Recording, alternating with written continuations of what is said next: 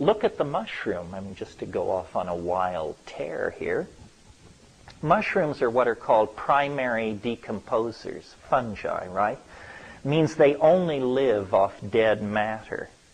Now, vegetarianism is held up as a spiritual ideal, but compared to the strategy of mushrooms, vegetarianism is an orgy of mass death on an appalling scale. So if perhaps the mushroom is essentially Buddhist in its approach, notice how non-invasive of the world of matter the mushroom is. It forms a diaphanous network through the soil as tenuous as cobwebs, and yet filled with neurotransmitters. And you may remember from last year, it was discovered that the largest organisms on this planet are mushroom mycelial mats. They cover acres. They weigh more than blue whales, and they're so old it's better not even to speak of it. This looks to me like this is what intelligence driven by ethical concern for life would design itself into. Say, no harm. We want to be primary decomposers. We want to be as diaphanous as cobwebs.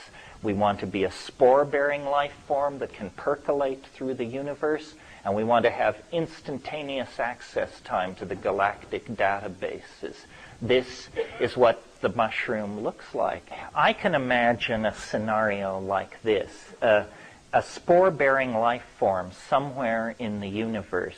It does everything with the technology of DNA.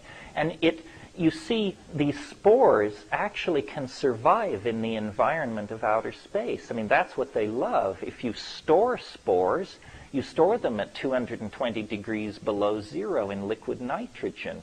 You store them in an outer space-like environment. Well, you can imagine a spore drifting in here, inculcating itself into the environment, and then carrying out a complete survey.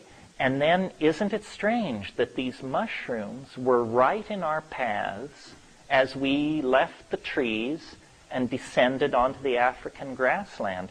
My book, Food of the Gods, I argued that psilocybin is what propelled us into humanness. But I didn't discuss the potential alien origin of the mushroom itself. I just said there is an X factor in human history. Something caused the human brain size to double in about 1 million years. No straight anthropologist or evolutionary primatologist has a clue as to what it was. And I think that psilocybin is like an enzyme for cognitive activity, and that it coaxed out of us language, theater, art, religion, poetry, all of these things, and it created a kind of partnership paradise, a role-appropriate, sexually balanced, gender-honoring, child-sensitive, nature-sensitive civilization. And that all fell to pieces about 15,000 years ago, and we have been on, a death march into hell ever since. As soon as you get agriculture, you get surplus.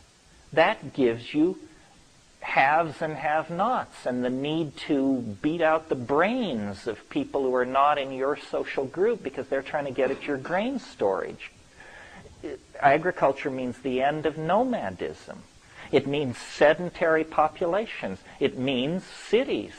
It means standing armies, male kingship, hierarchical structures, law, all of the stuff that is so odious and horrible and that has led us so wrong. I mean, it may have seemed like a good idea at but we're the unhappy inheritors of the consequence of 6,000 years of unopposed dominator culture. And what have we got? A shattered atmosphere, toxified oceans, schizophrenic populations, and mendacious politicians.